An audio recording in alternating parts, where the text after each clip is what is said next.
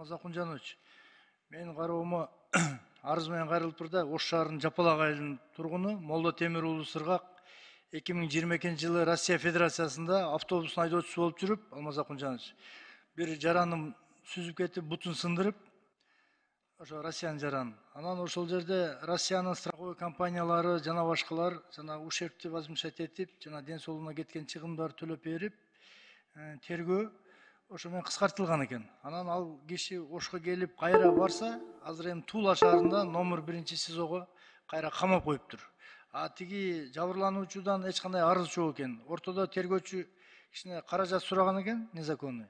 Ошону бербей койсо кайра СИЗОдо жатат экен да. Ушул боюнча Ген прокуратурага, ошондой эле Россия Федерациясында элчи эжекебиз Гүлнара Клара Саматка кайрылып кетет элем. Ушул боюнча карап койсоңуздар. Молдо Темир уулу Сыргак. Анан кийин могул доходный частта бюджетте таможня өзгөчө ролду ойнойт да, Алмазакунжанович.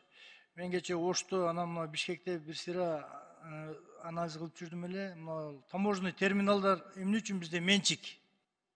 Эмне үчүн ушулар мамлекеттик эмес? Ар бир терминалга кирген машинадан кеминде 3000 сомдон акча алып атышат. 3000 сомдон. Күнүнө 100 машина кирген болсо, элестетип коюңуздар эми. Күнүнө 300 000 сом, 400 000 сом бир терминалдан. Жанагы азыр Кытайдан реэкспорт катары электромобилдер келип атпайбы? Ошолордун да ар биринен автобустун 3000 сомдон акча алышат экен ошо терминалдарчы. Алар Россияга кетет, туура. Бул жерде бирок эмне үчүн ошо терминалдарды мамлекетке өткөрө албайбыз? Бул чоң бюджетке кошумча каражат түшмөк да. А кимдир бирөөлөрдүн жеке чөнтөгүнө түшүп атат. Миллиондогон акчалар. Мүмкүн жыл бою эсептесе миллиардтан ашып кеткен суммалар. Ушул боюнча кайрылат элем. Андан кийин могул Ош шаарында Ош шаардык кеңешинин депутаты болуп Тешебаев Фахриддин деген иштеген экен. Бул Масалиев көчөсүндөгү орто мектептин спорт площадкасын кыркып туруп эле тойкана куруп коюптур. Алмазакунжанович, мектептин спорт площадкасын алып туруп эле өзүнүн полномочиясын колдонгонбу, кандай кылган? Ошол жерде целый тойкана 10 жылдан бери иштеп атат. Биздин Ош шаарыбызга да, биздин Бишкектегидей бир нурдан керек окшойт. Ушуларды бир порядокко келтирбейлиби?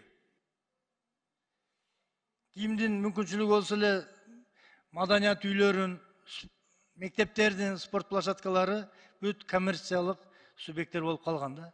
Ушул боюнча бир көзөмөлгө алып койсоңуздар. Масалиев көчөсүндөгү орто мектепте тойкана спорт площадкасы.